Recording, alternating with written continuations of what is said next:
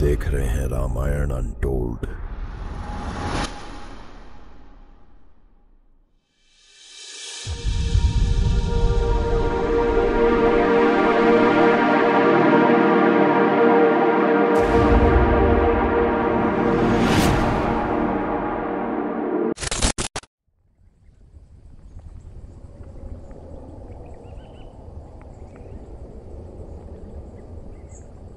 कहानी शुरू होती है बहुत समय पहले, एक घने अंधेरे जंगल में, जहां रत्नाकर नाम का एक भयावह डाकू था जो अनगिनत राहगीरों को लूटता और मार डालता था।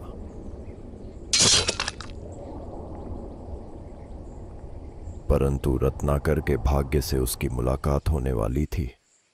नारायण नारायण, रत्नाकर, अब भी समय है। अपने पापों का प्रायश्चित करो। मन, वचन और कर्म से प्रभु श्री राम का नाम जपो। वही तुम्हें अंधकार से प्रकाश की ओर ले जाएंगे। रत्नाकर ने नारद की वाणी को हृदय में बसाया और वन में बैठकर प्रभु राम का जाप करने लगा। वर्षों बीत गए, वक्त थम गया और उसके चारों ओर एक बांबी बन गई। वो एकटक ध्यान में डूबा रहा, न ताप का भान न वर्षा का।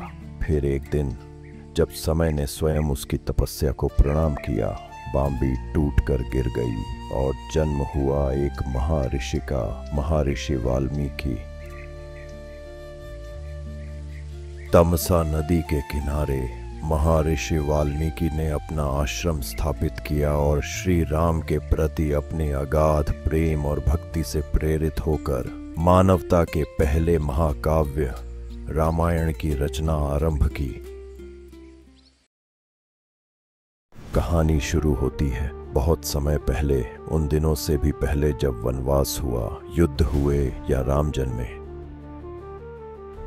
यह वह युग था जब एक साधक की तपस्या ने देवताओं को भी विचलित कर दिया और उसी साधना से जन्मा एक ऐसा नाम जिसने तीनों लोगों को झुका दिया, रावण। तब न कोई राजा न कोई राक्षस, केवल एक जिज्ञासु विद्वान। उसने अपने शरीर, अपनी आत्मा, अपना समर्पण सब कुछ अर्पित कर दिया शिव को, केवल एक उद्देश्य के लिए, परम शक्ति। शिव प्रसन्न हुए और दिया रावण को एक अनुपम वरदान, 10 मस्तक, ज्ञान, बुद्धि और महत्वाकांक्षा के प्रतीक, और वह शक्ति जिससे देव, दानव और मानव कोई भी उसका सामना न कर सके। श्रद्धा से उपजी यह शक्ति अब अहंकार बन चुकी थी। रावण ने किया तीनों लोकों पर अधिकार। स्वर्ग, पृथ्वी और पाताल सभी उसके चरणों में झुके और तीनों लोक अब 10 शीशों की छाया में कांपते थे। मृत्यु लोक की सीमाओं से परे, दिव्य सागरों के पार स्थित है वैकुंठ, भगवान विष्णु का शाश्वत धाम।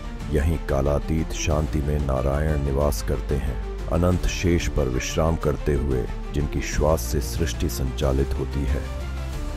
देवता सहायता हेतु विष्णु की शरण में आते हैं।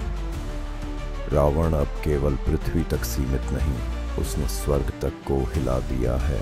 धर्म का अपमान, आशियों का बंधन और सृष्टि का संतुलन संकट में है। जब धर्म संकट में हो, जब धर्मात्माओं की पुकार स्वर्ग तक पहुंचे, तब मैं अवतार लेता हूं। मैं मृत्युलोक में जन्म लूंगा, अयोध्या के राजा दशरथ के पुत्र रूप में राम बनकर पृथ्वी पर चलूंगा। ईश्वर नहीं, मानव बनकर संतुलन बहाल करूंगा और रावण के अंत का कारण बनूंगा। और फिर चैत्र मास की नवमी तिथि, पुनर्वसु नक्षत्र के दिन, जब दिशाएं पुष्प गंध से सुरभित थीं, कौसल्या ने जन्म दिया राम को। विष्णु का अवतार जो केवल मानव नहीं बल्कि एक उद्देश्य और भविष्यवाणी का रूप था।